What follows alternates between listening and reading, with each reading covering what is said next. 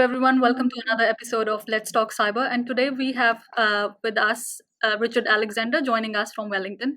Thank you so much, Richard, for joining us today. And I'm sure today's podcast is going to be enlightening, not only for those who've just begun their journey, but also for the experienced ones who are actively looking for jobs in cybersecurity. Well, Richard here is a senior recruitment consultant at Upper Echelon with over 14 years of experience. He's also a veteran close protection officer and a licensed private investigator as well. Richard, why don't you tell a bit about yourself to our viewers and what you do in the cybersecurity space? Okay. Yes. Hello, everyone. I'm a recruitment consultant for some time. I came back from a career in physical security, got married, had children, wasn't allowed to get shot at anymore, so I had to change what I was doing. But look, I highly enjoy what I do. Placing people, I'm passionate about the right person in the right place, and it's equal importance of candidate and client for me. And you have over 14 years of experience in recruitment. Uh, is that right? That is a very long time. Right. Yes, a lot of that was skill shortage recruitment and generalist across all areas. So we were bringing in high-level construction people, plastic surgeons, all sorts of things, and as well as some IT people. And it's been interesting because my physical security background actually crosses over with cybersecurity, believe it or not, in as much as the concept of security and how that all works.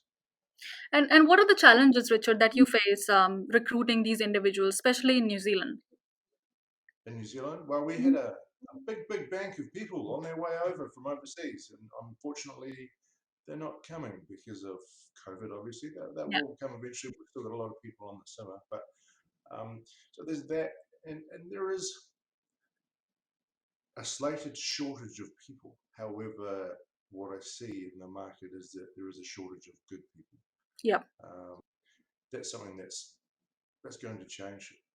The awareness of cybersecurity now is really quite different to what it was some time ago. Even when I began with Upper Echelon at the beginning of 2020, now we're all out there. We all know after the news articles that have been about the recent attacks. Even your SMEs are right there and up with cybersecurity. And what are we going to do about it? Hmm. And what sort of roles and jobs you recruit people for? Okay, well, being the upper echelon, we recruit in probably more senior roles generally. That said, when we've got active clients, we will also, if they have need and they need help, we will help them. We work with everybody from the SMEs right through to those that we don't talk about. So Yeah. you probably know who I'm talking about. Yeah. Um, and at high levels of government. So these are people like senior security engineers, security architects, your head of security, right through to the C-suite and CISOs. Awesome. And Richard, our motive with this show is to spread awareness about cybersecurity. So we'll be talking about cybersecurity specifically. First, there's a huge skill shortage in this industry, and as you mentioned, we're finding it difficult to find the good people. What do you think? How we can change this moving forward? Well, that's a double-edged sword. I think there is a willingness by employers now to train Hmm. graduates and juniors. However, everybody's that busy that they don't have time to drop jobs and train people. Yeah. Um, and it speaks a little bit to the junior candidate too about getting out there, networking, reading, doing as much as they can to get up a little bit, and to be just more valuable when they get there from the beginning. Um, there's a lot more people, awareness being much more than it was. There's a Yeah. lot more people there out there now training and looking at it as a possible career. And do you think that that gap is going to increase in your future, or do you think it will reduce with time in New Zealand, of course? Demand for people. The skill gap, would it increase in future, or would it reduce in New Zealand? Interesting question. Good question, Ankita. Look, I think the maturity of cybersecurity is growing in New Zealand. Hmm. and it needed to. Yeah. I've talked with people. I've talked with the former chairman of the Five Eyes, who's actually here in New Zealand, and I've got his thoughts about it. Um, there'll be a lot more people coming through. Unfortunately, this is not going to go away, and we're going to see a lot more threats out there, and Yeah. be a lot more busy in the industry. Um, so yeah, demand's not going to go away anytime soon. Nice to know about what you think about that. Coming back to the recruitment, what are the things that you consider while recruiting a candidate for a company? What skills do you look for? Are there any tools, frameworks, or models that candidate should be well aware of before applying for an interview? Okay. Look, a job will have specifics. They'll be asking for a specific language or tool, depending on what they use, what the stack is at that particular house of technology, if you like. Some of these people will just want you to be prepared. I want you to be prepared. I want Yeah. my candidates to do a little bit of interview training with me. I want you to read. I want you to find out about the company. And if you go into the interview prepared, bad, naughty. So that's really an important part of it. Hmm. In terms of just getting started, look, there's massive courses out there. You can Yeah. do for 4 years if you want to. But a good way to get started, apart from that networking, apart from that reading, is the likes of a cyber boot camp, Okay. which will be 3 to 6 months. Um, and guys, if you want to get into the industry, you can study and do it in little bits online. Find something reputable and affordable. Do your study. You don't necessarily need that certificate. A lot of employers will see that you've done it. You can show them you've done it. You know, the piece of paper doesn't matter, particularly for Yeah. a very, very senior person. Piece of paper's out the door. Awesome. And I'm not sure if your company recruits freshers, but for example, if a fresher applies for a role, or they just reach out to you showing an interest that they're interested in joining cybersecurity, is there a pathway? Do you help them in some way, or is there a training? Anything that you guys help them with, especially the beginners? Absolutely. Because it's in my interest to have new people coming through. I'm not going anywhere for a little while. So Hmm. Um, you know, it's in my interest to have these people coming through, these candidates coming through. I give them advice, as much advice as I can, point them at the right places, the credible places to learn, and the credible places to just network, get in amongst the industry and talk to people. I think that's a big, big change I'm starting to see, that people are sharing a lot more, and it has to happen if we're going to beat this stuff. And I love the cybersecurity community in New Zealand. People are really open, and they're happy to help if new people reaches out. Like I can say from my experience, when I started my journey, I was completely new to cybersecurity. You were very helpful and supportive, and there are other people like yourself in the industry who are who welcome you with open arms. So I think it's just a matter of reaching out to the right people, and ask them what's the right direction, or what avenue should we be looking at. So yeah, thank you so much for making yourself really accessible, because it when people like myself, they reach out to industry leaders, they need that motivation and support, uh, and I think cybersecurity needs it more than Mm. anything else now, that support and motivation. So Oh, absolutely. thank you so much for Absolutely. doing that. One more thing I'd add to that probably is it's pretty good. It's a good idea to have a lab at home, and that's not expensive. You can get in there, you can play with some security tools, you can learn about it yourself. And there's people who are genuinely interested in it. It becomes a fun hobby as well. Get Yeah. into these hacking competitions, get into a lab, use your GitHub and all those other repositories to do some work on and collaborate with others. You're going to learn a whole lot. And it looks really nice on your CV as well, right? If you're getting interviewed for a position, you can always show them what you have achieved through these labs, and solving these challenges. Yeah. Yeah, and being able to quantify. You can say, "Oh, I've got this experience," Exactly. but quantify. Yeah. And Richard, what effect can certification like OSCP, CEH, CISSP, etc., can have when people are doing these certifications? Do you recommend these certification, or you think having good experience is also quite good enough?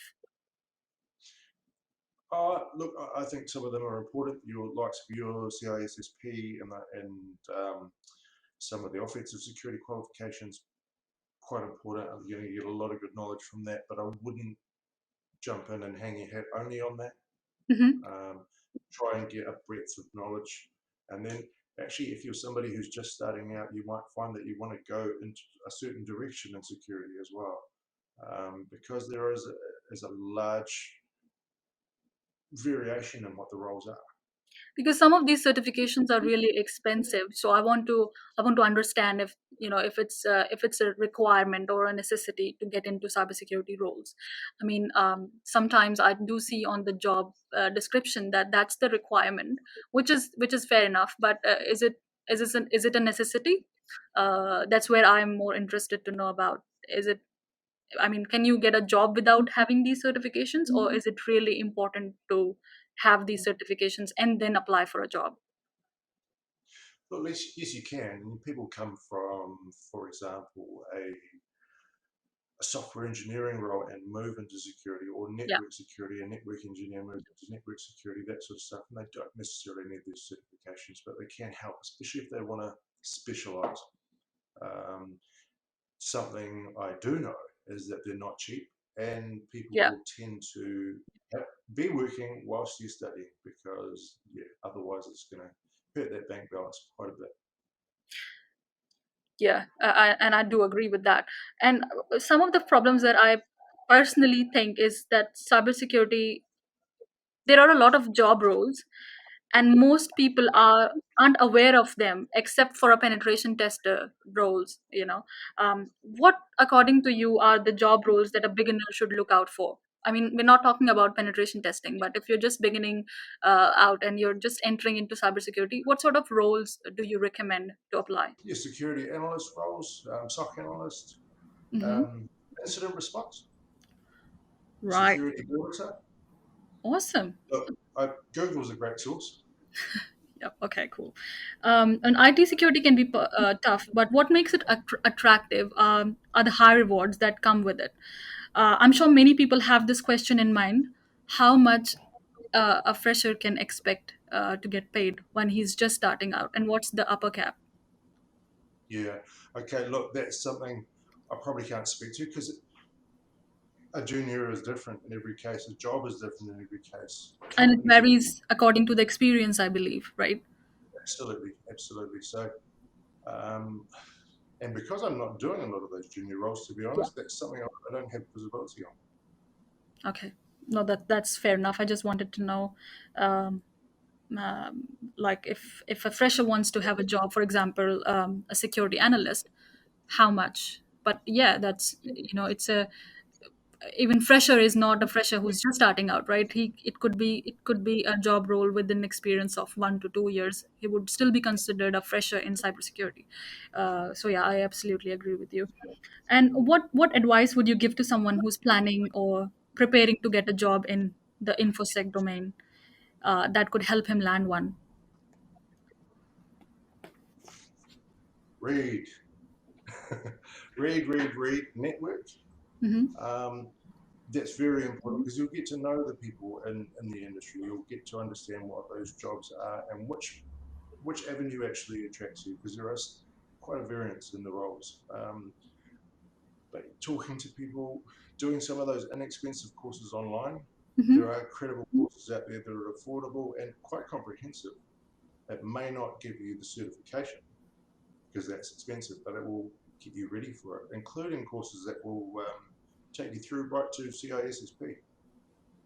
When you say networking, do you, like, are you saying to meet with the industry leaders or the business owners? Absolutely, Yeah. absolutely, and everybody's got something to say, not just the leaders, but the people in the middle and the people on their way up, and the people who've done just what you're about to do. Hmm. How did they get there? Ask. Yeah, that's the tough one, asking. But if you Yeah, can nail that one, then yeah, it's a easy road. absolutely. The only silly question is the one that you don't ask, really, when you're trying to learn about something like this. Yeah. And when you say reading, can you suggest some good reads to our viewers? Some good reads.